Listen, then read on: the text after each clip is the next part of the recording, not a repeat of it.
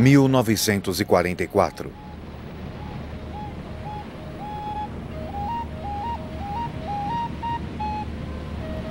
Os aliados desembarcam na Itália, que está ocupada pelos alemães.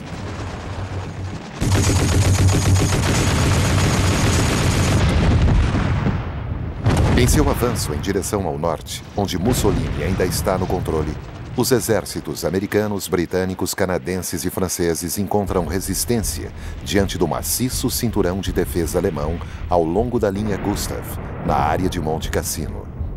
Bem no topo da montanha está o histórico mosteiro de São Benedito. Os aliados acham que os alemães transformaram esse monumento de 1400 anos em um posto de observação.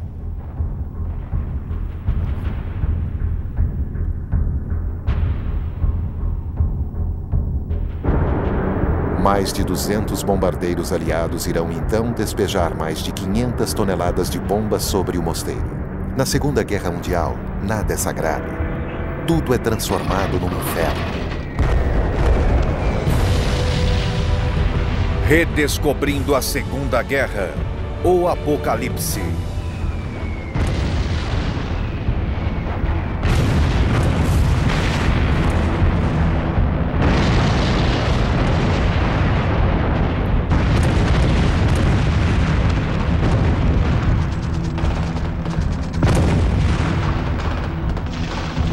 De março de 1944. Os aliados lançam seu ataque, mas os paraquedistas alemães os forçam a retroceder. As tropas de choque alemãs estão agora firmemente entrincheiradas no mosteiro em ruínas. Nada havia sido conseguido com os bombardeios. Estas cenas foram filmadas pelo diretor americano John Huston, que havia sido mandado para esta frente na Itália. Mais tarde ele diria: foi um massacre no frio congelante.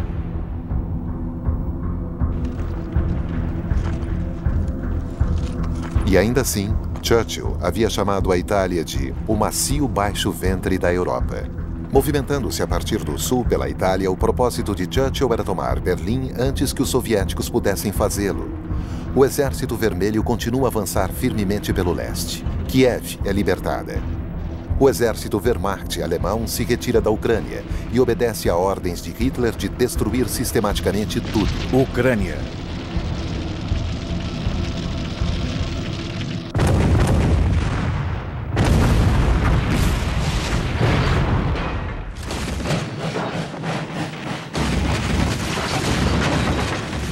Na Itália, vários meses depois, a Wehrmacht ainda mantém a linha Gustav e Monte Cassino.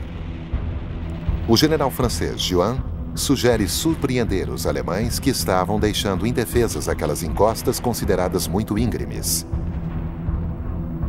Mas os vigorosos soldados dos regimentos norte-americanos e poloneses conseguem escalar a montanha e colocar os aliados a caminho de Roma.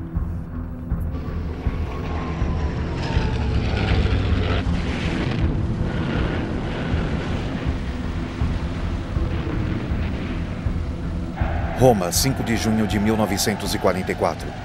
À medida em que a Wehrmacht recua, ela deixa mais uma vez atrás de si um rastro de destruição. Mas juntamente com Mussolini e seus fascistas remanescentes, os alemães irão manter o controle do norte da Itália e de suas indústrias. Eles são o alvo de ataques dos partisãs italianos e retaliam com violência indiscriminada.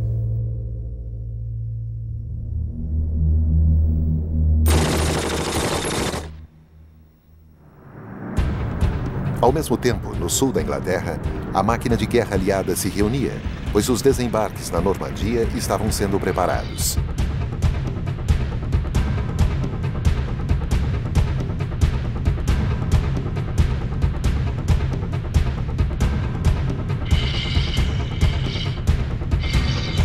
Na noite de 5 de junho, os paraquedistas se preparam para partir, paramentados com suas pinturas de guerra e cortes de cabelo no estilo dos índios norte-americanos. Isso fazia com que se sentissem mais valentes.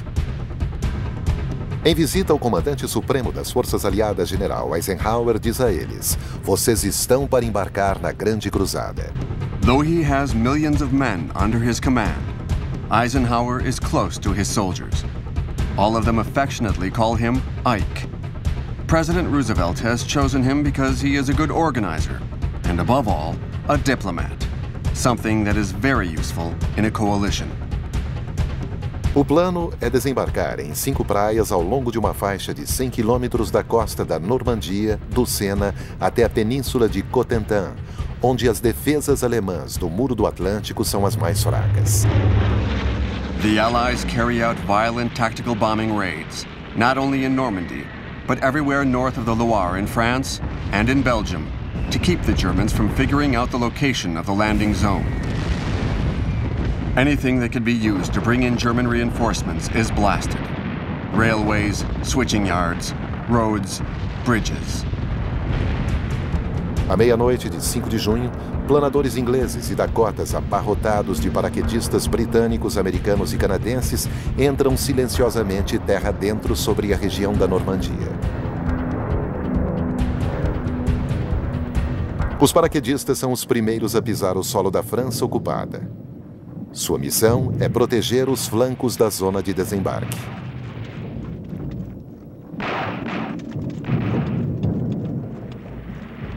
A frota aliada está a caminho. É a maior armada já reunida. Quase 5.000 navios de desembarque e embarcações de ataque. Isso não é detectado pelos alemães, pois estavam impossibilitados de fazer voos de reconhecimento devido às péssimas condições atmosféricas. Bombardeios e artilharia pesada dos couraçados atingem a costa, mas erram completamente seus alvos na praia de Omaha. Os bunkers alemães permanecem intactos. Private Franz Gackel is stunned by the sight of thousands of approaching boats. He yells, "Invasion!" The alert is given, but the chain of command up to Hitler himself remains skeptical. Everyone is convinced that the real invasion will take place further north, in a port on the Pas-de-Calais coast, closer to England. 6 de junho de 1944. A primeira onda de ataque de tropas americanas está se preparando para se lançar contra as defesas alemãs na praia de Omaha. Faz parte das tropas o escritor americano Ernest Hemingway, que é correspondente de guerra. Ele escreve: à medida em que nos movimentávamos rumo à terra firme, sob as primeiras luzes acinzentadas da manhã, os barcos de aço, com formatos de caixão, eram atingidos por paredes de água esverdeada, e essa água caía sobre os capacetes dos soldados apinhados nos barcos, ombro com ombro, em um companheirismo rígido, incômodo, desconfortável e solitário, de homens seguindo para uma batalha. Omaha, Saint-Laurent-sur-Mer.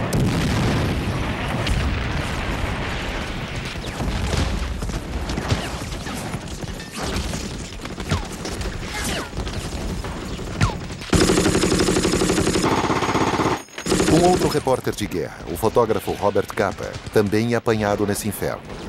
Ele diz: era a praia mais horrível do mundo. Exaustos devido ao movimento da água e ao medo, ficamos esparramados em uma pequena faixa de areia molhada. Mais de 2.000 soldados americanos irão perder suas vidas aqui. Com o movimento das ondas, os soldados ficam encurralados entre o mar e o fogo das armas das casamatas alemãs. Eisenhower havia preparado um comunicado no caso do desembarque falhar. Em carta manuscrita, ele dizia: minha decisão de atacar nesse local foi baseada nas melhores informações disponíveis. Se existe alguma culpa ou falha ligada a essa tentativa, ela é apenas minha. Um pequeno grupo, porém, consegue fazer a escalada sob fogo inimigo e neutralizar os canhões alemães com a ajuda dos caças-bombardeiros da Real Força Aérea. Juno, Benières-sur-Mer. Enquanto isso, as tropas canadenses haviam desembarcado na Praia Juno. 19-year-old sailor Alfred Turnbull pilots a barge. He says, "By what miracle are we still alive? We've made it through 3 mine barrages. The barge on our right has just blown up. Our soldiers are landing. Oddly enough, no one is firing on us. Even the villas along the seawall look intact. It's unreal."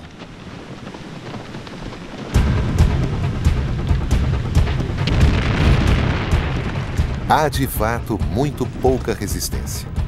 Apenas alguns poucos disparos que não detêm os britânicos ao longo da praia seguinte. Os poucos defensores alemães que sobrevivem aos bombardeios finalmente se rendem. Comandos britânicos e franceses desembarcam na quinta praia. Most of them had secretly escaped to Great Britain via Brittany. Returning to France like this is a particularly emotional moment for them. 18-year-old Gwenaëlle Bolloré remembers, the first tanks arrived. I ran after them, and all of a sudden, civilians came out and waved at us. They thought we were English because we were wearing British uniforms. We just had enough time to say something to them in French, which astonished them, and then we went on.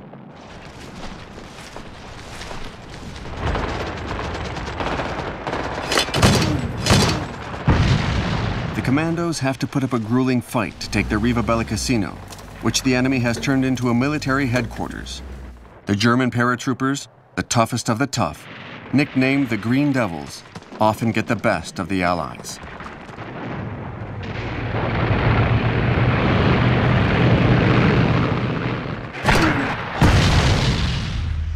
But Marshal Rommel, who is in command of the German forces in Normandy, is pessimistic.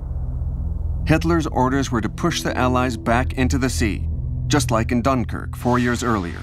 Hitler told him, the fate of the Reich depends on the outcome of this battle. Now, Rommel replies to Hitler, the stubborn defense put up by our troops has slowed down the enemy's progress. But the Allies have total command of the air, making our movements impossible during the day. The air superiority of the Allies is devastating.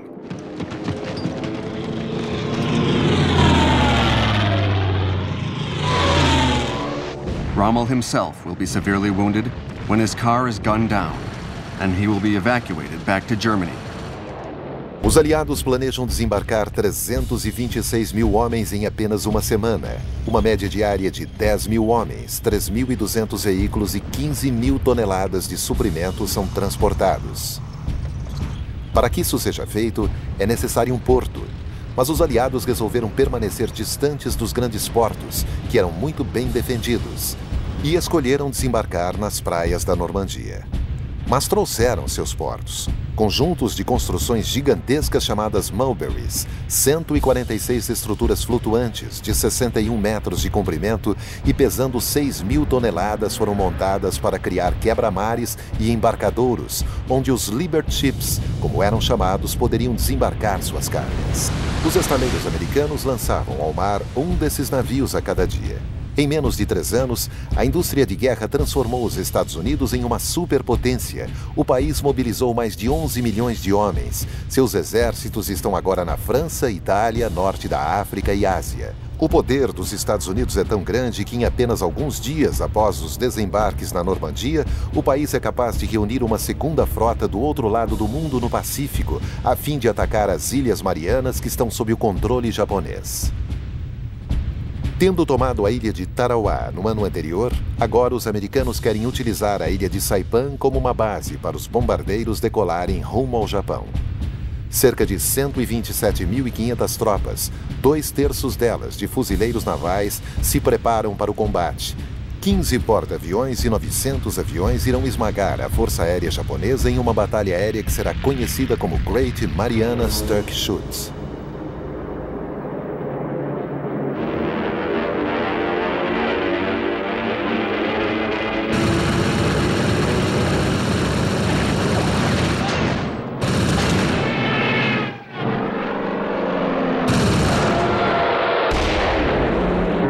Um golpe fatal é também desferido contra a Marinha Imperial Japonesa.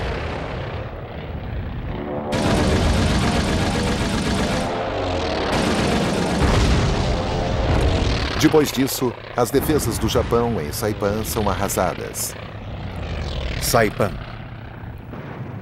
Mas quando os fuzileiros navais desembarcam nessa minúscula ilha de apenas 9 quilômetros de largura, tem início uma das batalhas mais sangrentas da guerra.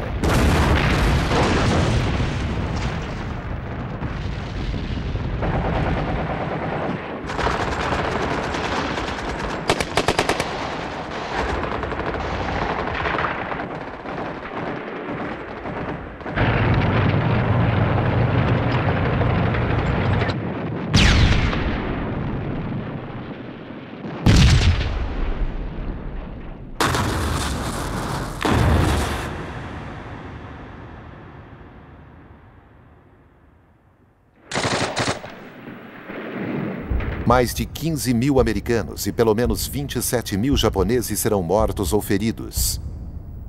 The Japanese commander on the island, General Saito, had told his soldiers, "There is only one way out: death. We will show those American devils what courage is."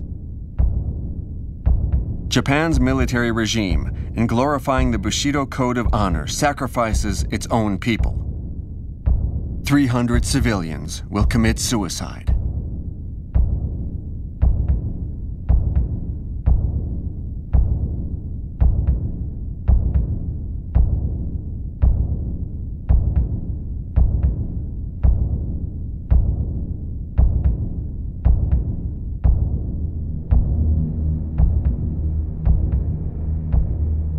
It is always the civilians, the women and children, who pay the highest price on every front.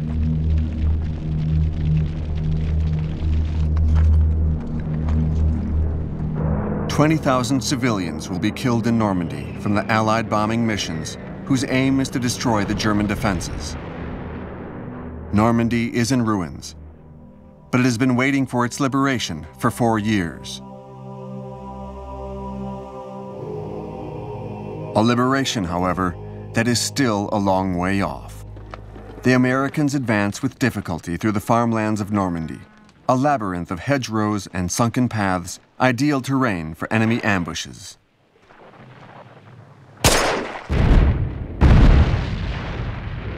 The British are stuck in a plain around Caen.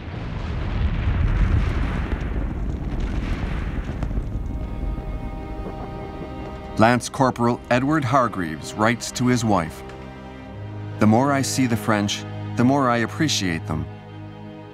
They just keep tending the earth and don't complain."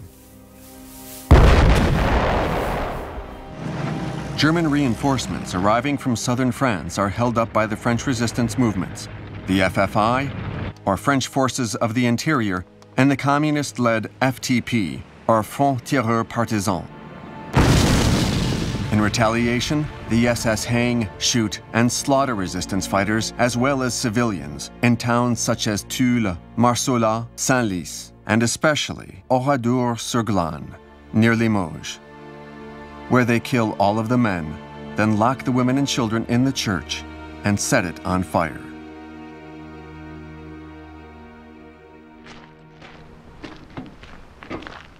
The leader of the French resistance is General de Gaulle, who returns to France after 4 years in exile. De Gaulle arrives in Bayeux, the first French town to be liberated.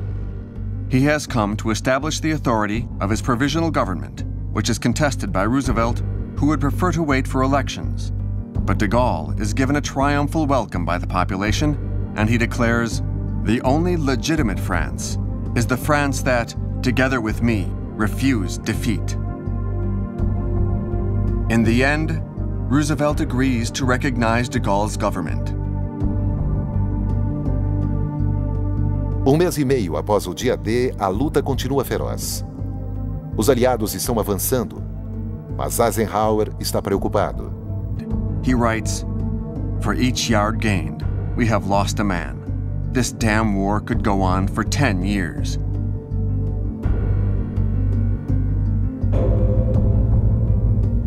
Hitler está determinado a conter os aliados na Normandia a fim de proteger as rampas de lançamento para sua arma de terror, a V1, que ele lança do norte da França contra Londres. É o primeiro míssil de cruzeiro a ser utilizado. A V1 é uma bomba voadora com um motor impulsionado a jato e com 1 tonelada de explosivos. Essa nave pequena, rápida e não pilotada é difícil de ser interceptada e abatida. Londres. Os britânicos a chamam de bombas zumbidoras, pois elas fazem o barulho como de uma motocicleta, o que alerta os londrinos de sua chegada.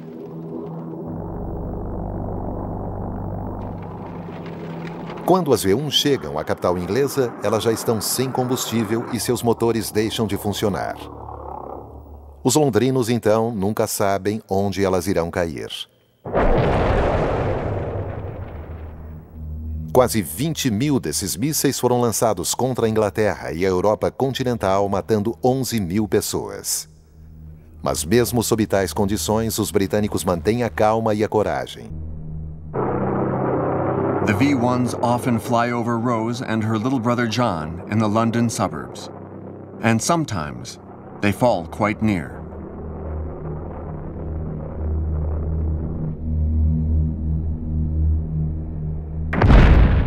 In this way, a V-1 killed a neighbor and an entire family who were friends of Rose's mother.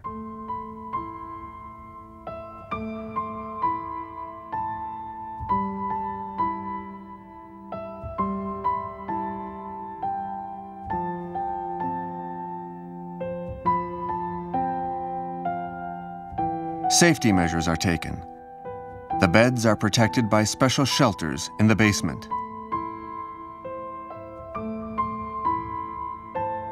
Se as V1 não conseguiam desmoralizar os britânicos, o propósito de elevar o moral dos alemães era por eles conseguido. Alemanha. Durante anos, os alemães tiveram que viver em abrigos subterrâneos.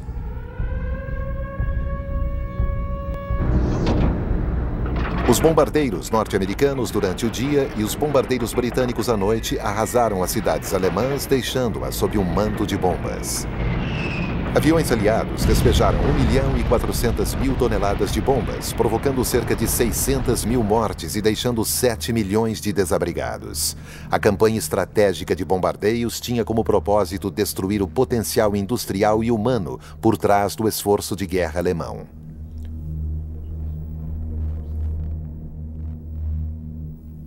Covil do Lobo, leste da Prússia.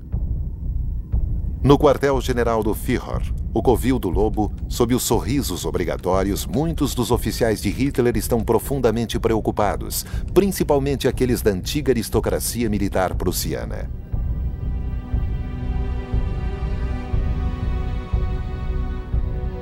No ano anterior, muitos deles fizeram parte de um plano para se livrar de Hitler. Um desses oficiais, o coronel Conde Klaus von Stauffenberg, colocou uma bomba sob a mesa de Hitler durante uma conferência no Covil do Lobo. 20 de julho de 1944.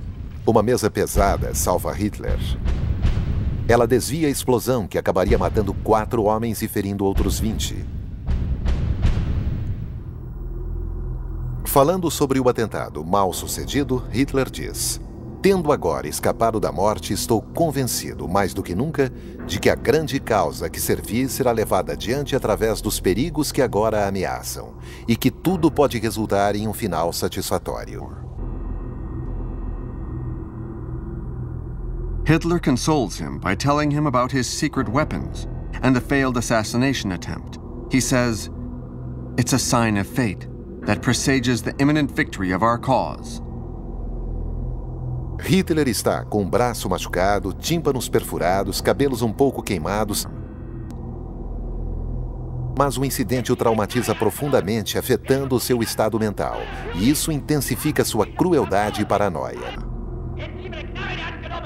Ele desencadeia então sua vingança. Os principais conspiradores são julgados. 5.000 suspeitos são presos. 200 deles são executados e suas famílias são deportadas. Hitler não titubeia em executar seus generais que queriam substituí-lo como comandante em chefe do exército. Um desses generais, Rommel, é obrigado a cometer suicídio. Hitler, hipocritamente, dá a ele um funeral de Estado. Dali em diante, o poder está nas mãos da SS. Agora, nada pode salvar a Alemanha. Os soviéticos continuam a avançar no leste.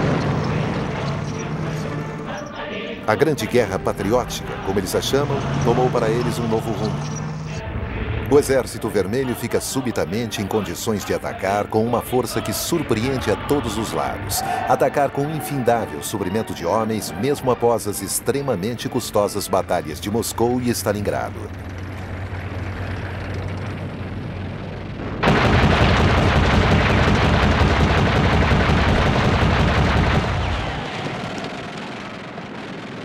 A ofensiva em Belarus no verão de 1944 é uma das maiores batalhas da Segunda Guerra Mundial. A frente oriental tem 1.000 quilômetros de extensão, mas os soviéticos são capazes de avançar centenas de quilômetros em 2 meses, destruindo 17 divisões do exército alemão.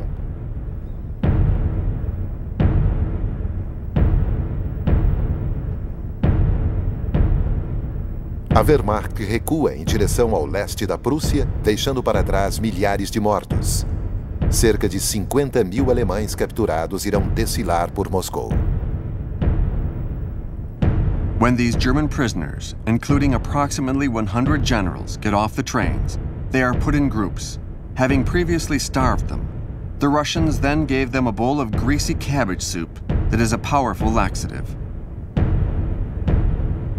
Among them, there are quite a few men from Alsace-Lorraine, known as the Malgré Nous, against our will, who were enrolled by force.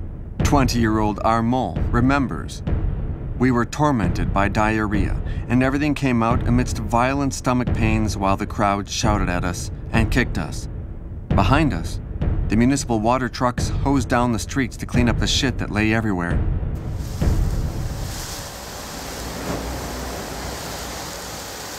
Normandia, 6 de agosto de 1944. No oeste, os aliados obtêm vantagem.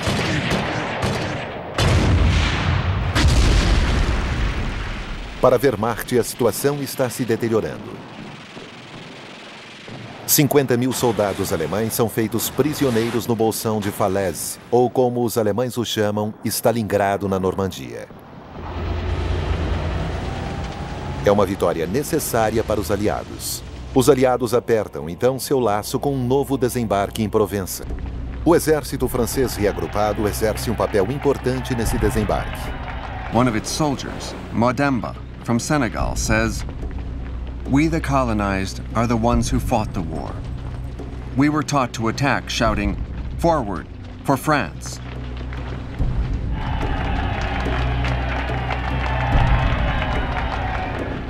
Africanos, marroquinos, argelinos, tunisianos, franceses das colônias e jovens franceses que faziam parte das forças francesas livres ajudam a libertação da Provença. Eles levam apenas 2 semanas para libertar toda a costa até Marsella. Marsella.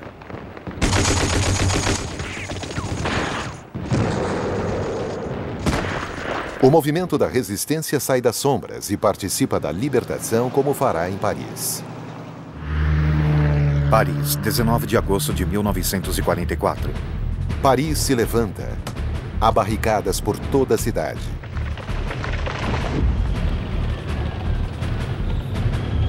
A maior parte do exército alemão se retirou para o leste, mas 20.000 homens ficam para trás sob o comando do general von Choltitz, que recebeu ordens de Hitler para destruir a cidade.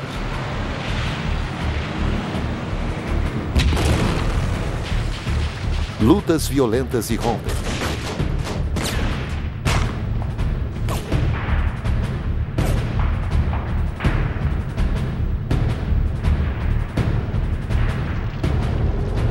No 4º dia da insurreição, uma unidade francesa, a 2ª Divisão Blindada do general Leclerc, chega da Normandia e a capital é finalmente libertada na manhã seguinte.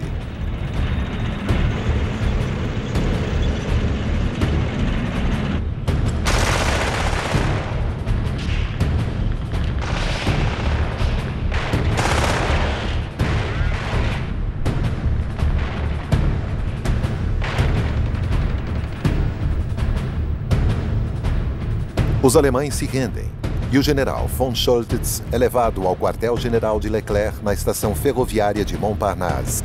Hitler tinha acabado de telefonar e feito sua famosa pergunta: "Prende Paris? Paris está em chamas?" Choltitz preferiu entregar-se. Esse disciplinado oficial do regimento aéreo desobedeceu a ordem de Hitler de lutar até o último homem.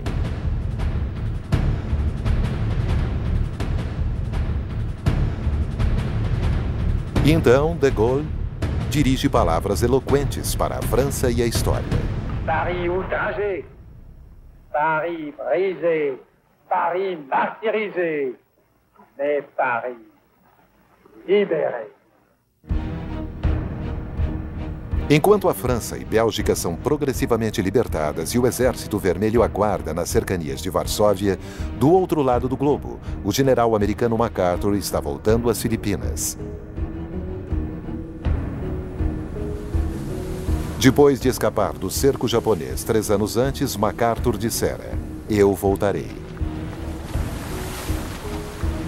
Seu retorno é suntuosamente encenado pela sua equipe de relações públicas, inclusive com seu lendário cachimbo de espiga de milho de Popeye. Ele proclama: "Povo das Filipinas, eu voltei. Este é o momento de sua redenção."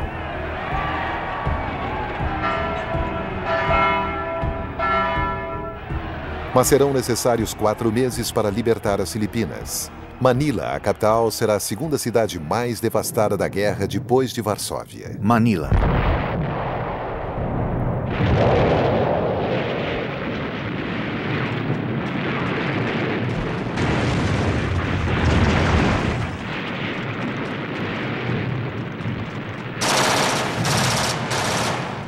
A selvageria e a crueldade desses combates podem ser explicadas com a descoberta pelas tropas americanas da execução em massa de reféns e dos campos com os prisioneiros americanos sobreviventes de 1941.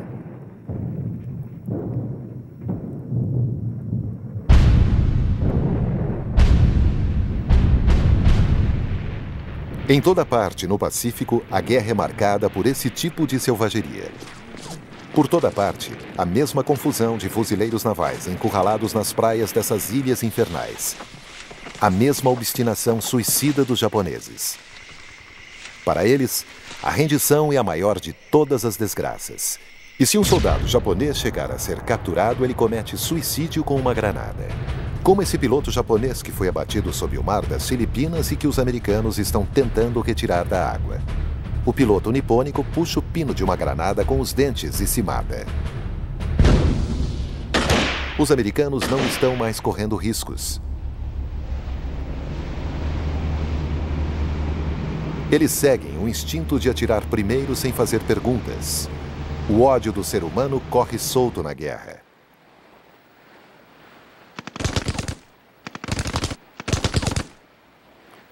Ao lado do imperialismo, outra causa subjacente da Segunda Guerra Mundial é o racismo.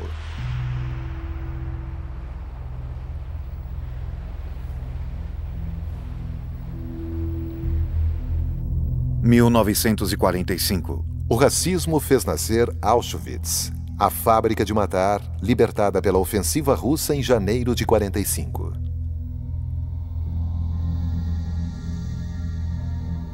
Ódio aos judeus e seu extermínio, como escreveu Hitler em Mein Kampf, era a sua missão. Ele enviou 1 milhão de judeus para serem mortos nas câmaras de gás de Auschwitz. 6 milhões morreram de fome, de tratamento brutal, ou foram fuzilados e queimados nos crematórios em Majdanek, em Sobibor e em Treblinka.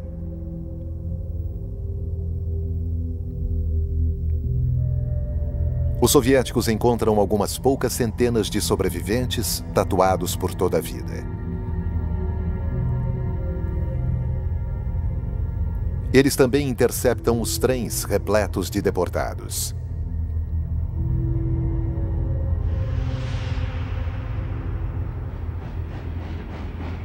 Os nazistas continuam a dar prioridade a esses trens da morte, mesmo em detrimento dos comboios de munição.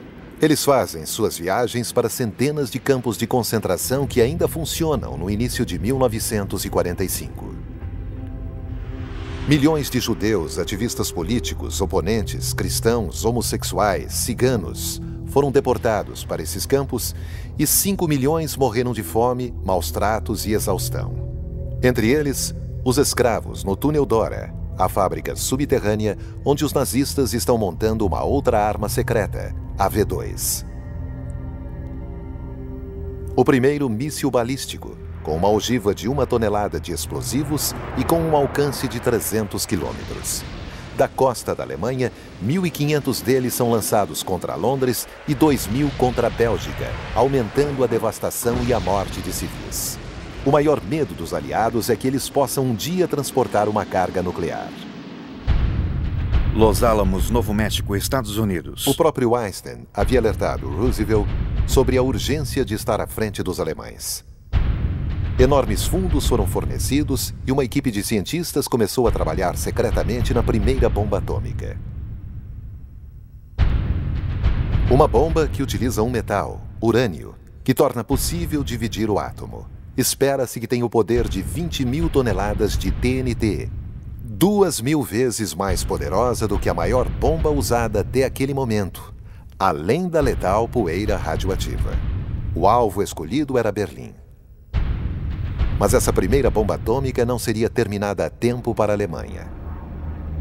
Haveria ainda na Alemanha fábricas não destruídas capazes de produzir uma arma dessas? Até mesmo o combustível sintético está se tornando escasso. O bombardeio concentrado levado a efeito dia e noite pelos aliados continua a devastar cidades alemãs. Os bombardeiros aliados irão destruir Dresden, um importante centro de comunicações para os exércitos alemães na frente oriental e uma das maiores cidades industriais do Reich. Dresden, 13 de fevereiro de 1945. Até agora, havia permanecido intocada. Dresden, conhecida como a Florença do Elba, era uma das mais belas cidades medievais da Europa. Bombas de fósforo criam um tufão de fogo, onde estima-se que 25.000 pessoas são queimadas até a morte. A cidade continua a arder por 7 dias. Churchill havia dito: faremos o povo alemão provar e engolir uma dose mais intensa dos sofrimentos que impôs a humanidade. As cidades alemãs estão morrendo, e agora Goebbels e os nazistas querem mandar todos os alemães de 16 a 60 anos de idade à morte. Como parte dos Volkssturm, a milícia do povo, eles gritam: juro lutar corajosamente pela minha pátria, juro morrer por Adolf Hitler. Hitler diz: não deve haver qualquer fraqueza por parte da Alemanha. Seus generais, que sobreviveram ao enorme expurgo que se seguiu à tentativa de assassinato de 20 de julho, não mais ousam contradizer o Führer. Eles obedeceram suas ordens, que pareciam absurdas, de lançar um ataque a oeste nas Ardenas durante o inverno. Os generais teriam preferido concentrar todos os seus esforços para lutar contra os soviéticos.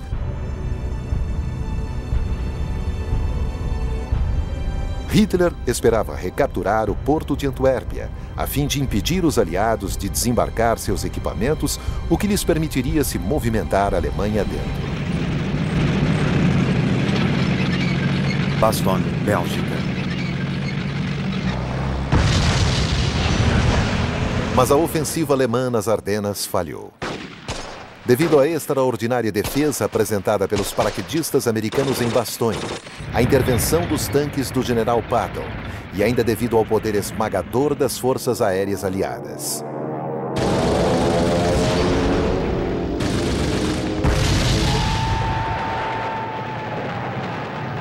Quanto aos soviéticos no leste, eles estão cruzando a fronteira alemã. Milhões de alemães fogem em pânico com a aproximação das tropas soviéticas, principalmente as mulheres, que temem os estupros em massa que estão sendo perpetrados.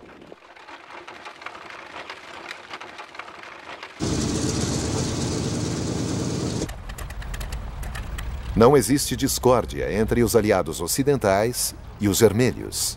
Além disso, Churchill acredita que o problema com a Alemanha está praticamente superado. Agora, ele está pensando em como dividir as zonas de ocupação. Ele e Roosevelt se encontram na Crimeia para uma importante conferência com Stalin. Yalta, Rússia, 4 de fevereiro de 1945. Preocupado com as crescentes perdas que vinha sofrendo no Pacífico, Roosevelt veio para pressionar Stalin a se juntar ao esforço de guerra contra o Japão. Stalin tinha feito Roosevelt fazer uma longa viagem até a Crimeia, o que pesou muito na abalada saúde do presidente. Ele está pálido e abatido e mal tem forças para erguer o braço.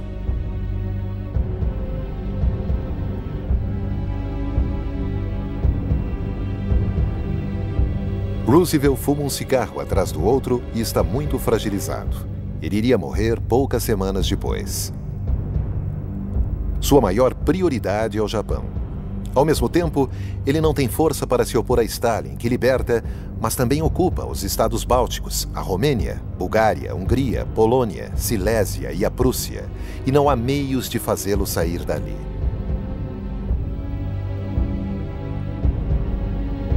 O único que tenta negociar com ele é Churchill. Finalmente, ele consegue que Stalin prometa realizar eleições livres na Polônia, uma promessa que nunca será cumprida, e desistir da Grécia, o que irá levar a uma guerra civil.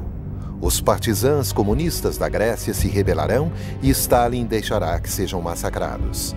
Um dos objetivos dessa conferência é a fundação da Organização das Nações Unidas, que logo se reunirá em São Francisco. A missão da ONU será procurar um acordo pacífico para todos os conflitos e proteger os direitos humanos. Essa fotografia anuncia o início da Guerra Fria.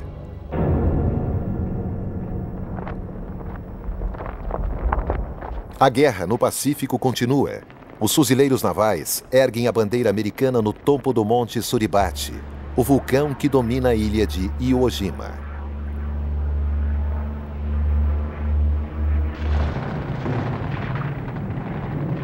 A batalha custou a vida de 7.000 americanos e 20.000 japoneses.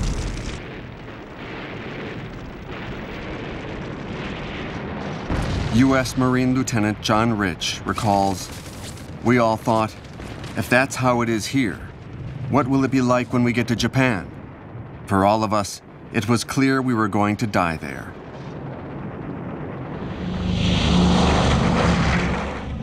Agora, os bombardeiros, as super fortalezas Boeing B-29 que decolam de Iwo Jima e outras ilhas do Pacífico podem chegar ao Japão.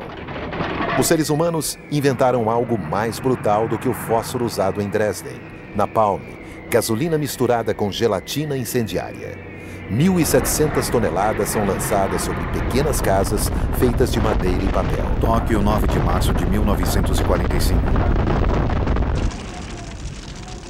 Os japoneses são vítimas de seus fanáticos líderes militares que os lançaram nesse inferno e que queriam insistir na guerra, apesar das 80.000 vítimas e de 1 milhão de desabrigados desse ataque aéreo contra Tóquio.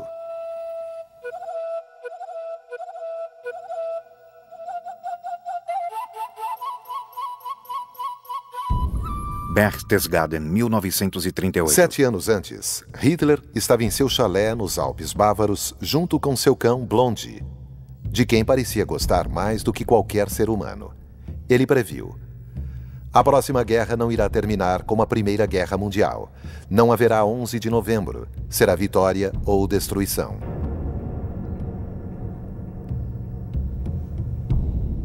Talvez essa sensação estonteante de tudo ou nada fosse o que o impedia de se casar com sua amante Eva Braun. Ele dizia: já estou casado com a Alemanha. 1945. Sua Alemanha está à beira do colapso. As forças soviéticas cercaram Berlim. Mas Hitler se recusa a admitir a derrota. Ele diz: será o oposto de Stalingrado. Berlim, 17 de abril de 1945. Mas seus soldados remanescentes, superados pelos lançadores de foguetes soviéticos, rendem-se um após o outro.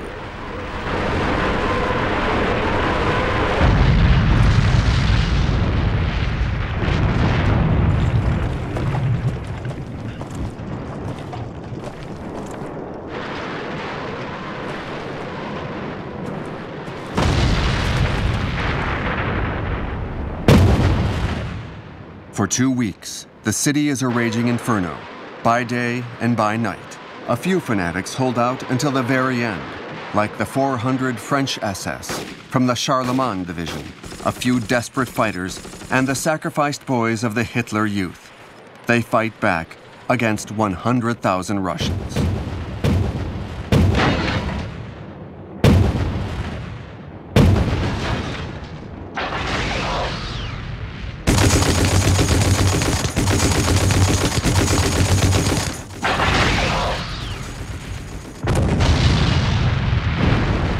Sob as ruínas da chancelaria, em seu bunker subterrâneo, Hitler discursa e fala como louco e manobra seus exércitos imaginários.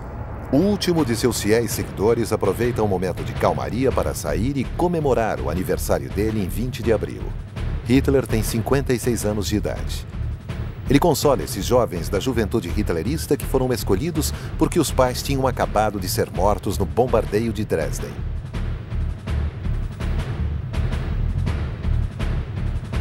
À medida em que os americanos avançam rumo ao oeste, eles capturam milhares desses membros da juventude hitlerista, mandados para a frente de batalha para substituir os soldados que haviam sido mortos. Os americanos mal podem acreditar no que vem. Esses soldados, meninos, ainda não têm medo de nada. Eles passaram por anos de lavagem cerebral e foram doutrinados no ódio e no racismo. Os velhos, no Volkssturm, que também são capturados, não têm palavras de conforto para eles.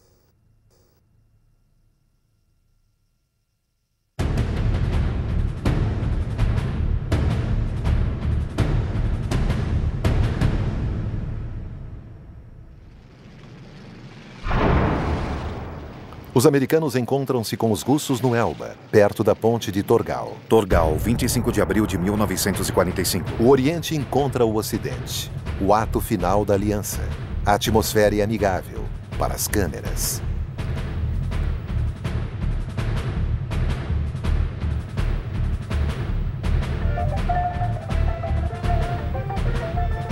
O retrato de Stalin está esplendidamente exposto. Mas o de Roosevelt está adornado com uma fita negra de luto. Ele tinha morrido em 12 de abril.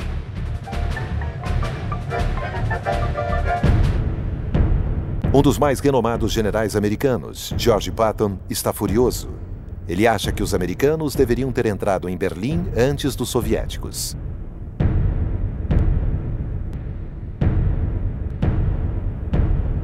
Patton, o general com as pistolas em seu cinto e que dirigia seus tanques através da África, da Normandia, das Ardenas.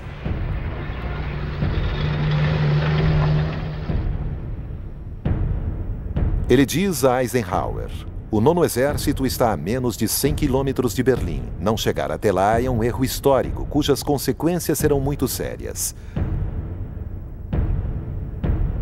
Eisenhower nada diz, e a única coisa que lhe interessa é acabar com Hitler e os nazistas.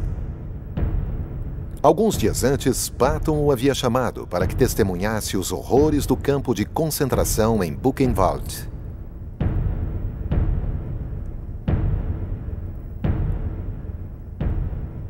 Eisenhower fez então com que os habitantes da vizinha cidade de Weimar fossem levados até Buchenwald em caminhões para que não mais dissessem que nada sabiam e para lhes mostrar que tais atrocidades realmente existiam, para que eles pudessem testemunhar na Alemanha.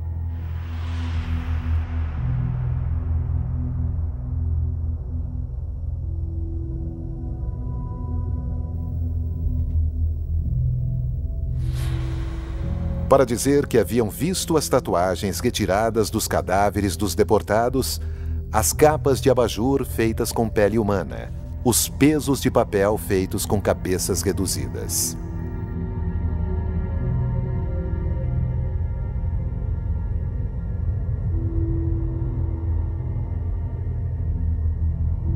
Conforme os acordos de Yalta, Eisenhower então retirou suas tropas de Buchenwald, que estava localizada na zona soviética. Imediatamente, Stalin colocou o campo novamente em atividade. Ele se tornará parte de seu sistema prisional, onde pessoas suspeitas de hostilidade ao seu regime serão aprisionadas. Berlim, 30 de abril de 1945. Em Berlim, os soviéticos estão a 300 metros do bunker do Führer.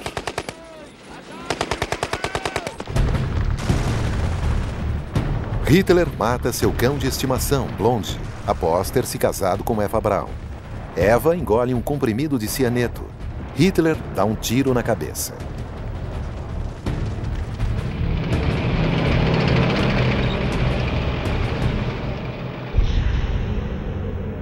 Goebbels e sua esposa também cometem suicídio, e a SS tentou queimar seus corpos. Antes disso, Magda Goebbels havia envenenado seus 6 filhos. Joseph e Magda Goebbels. Em sua última carta, ela escreve: o fato de podermos terminar nossas vidas junto com o Führer é uma bênção pela qual nunca ousamos esperar. 2 de maio de 1945. Os soviéticos irão hastear sua bandeira vermelha sobre o Reichstag. Os principais líderes nazistas serão capturados, como Goering, um dos mais diabólicos cúmplices de Hitler.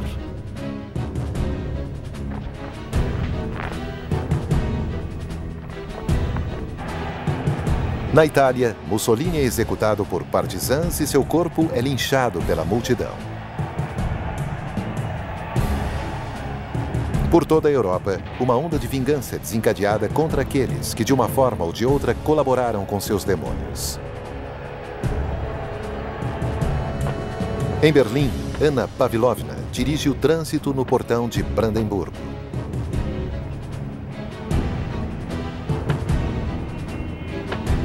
Para derrotar a Alemanha nazista, a União Soviética pagou um preço muito alto. 20 milhões de civis e soldados foram mortos, quase 15% da população.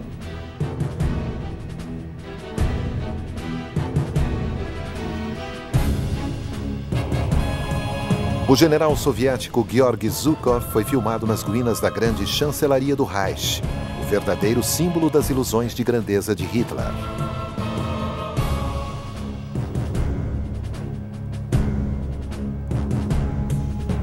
E, finalmente, no escritório de Hitler, com o famoso globo que Charles Chaplin havia parodiado em seu filme O Grande Ditador, Hitler havia ordenado que a SS queimasse seu corpo.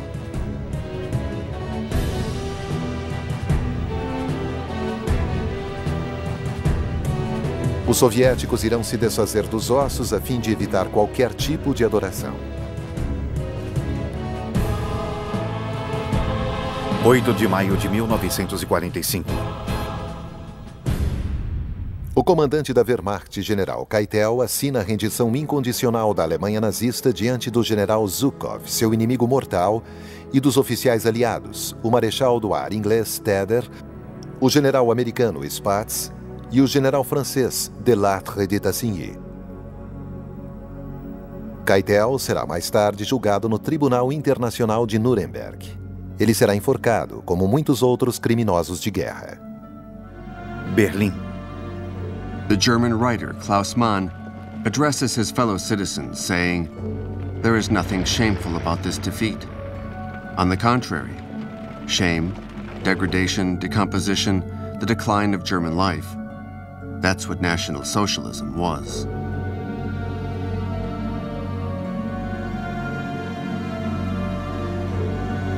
Para deter os nazistas, a Alemanha tinha de ser destruída.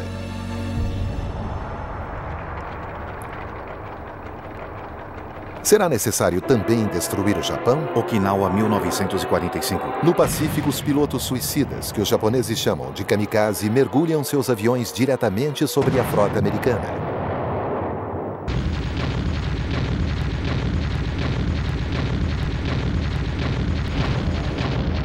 Agarrando-se a seu poder, os chefes militares em Tóquio sacrificam o que restou da juventude de seu país e suas aeronaves, a fim de evitar que os americanos desembarquem no Japão.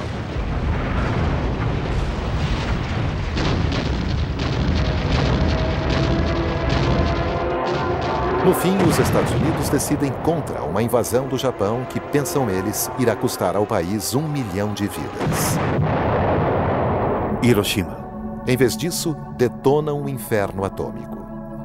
As duas primeiras bombas nucleares já lançadas matam, em um segundo, mais de 100 mil pessoas e finalmente permitem ao imperador Hirohito procurar a paz sem perder seu prestígio. A bomba atômica tinha que ser lançada para obrigar que soldados e oficiais japoneses consentissem em aceitar a atitude de Hirohito completamente contrária ao Bushido, seu código de honra. Uns poucos japoneses se embrenham na mata. Alguns nunca chegariam a saber a respeito da derrota de seu país. O último deles sairia do esconderijo e se entregaria em 1975. 2 de setembro de 1945. Na Baía de Tóquio, a bordo do USS Missouri, os representantes das nações aliadas da China, Grã-Bretanha, União Soviética e França são tomados de emoção. Eles têm o privilégio de comparecer à assinatura da rendição japonesa, que marca o fim da Segunda Guerra Mundial. O general MacArthur representa os vitoriosos.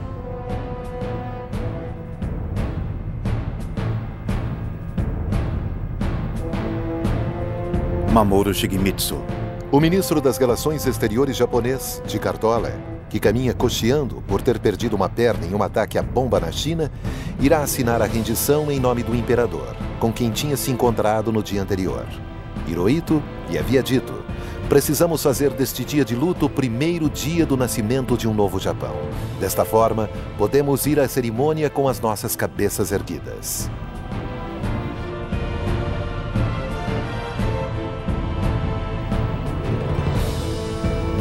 MacArthur conclui com estas históricas palavras: "É com minha mais ardente esperança, e certamente a esperança de toda a humanidade, que deste solene momento um mundo melhor irá surgir do sangue e do morticínio do passado."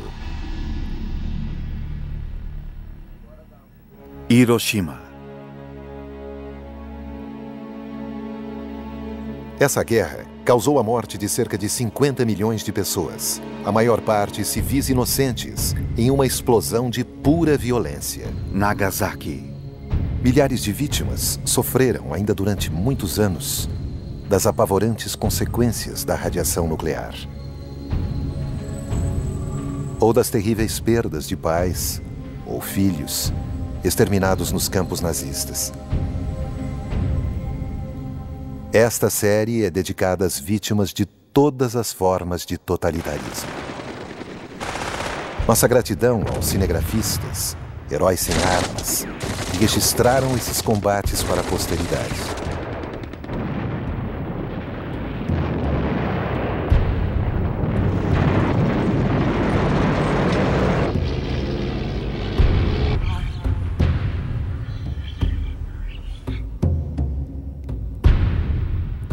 E a todos os que filmaram a guerra, em toda a sua atrocidade e sua familiaridade. Eles nos apresentaram uma Rose, que no último dia do apocalipse escreveu fim em uma bomba.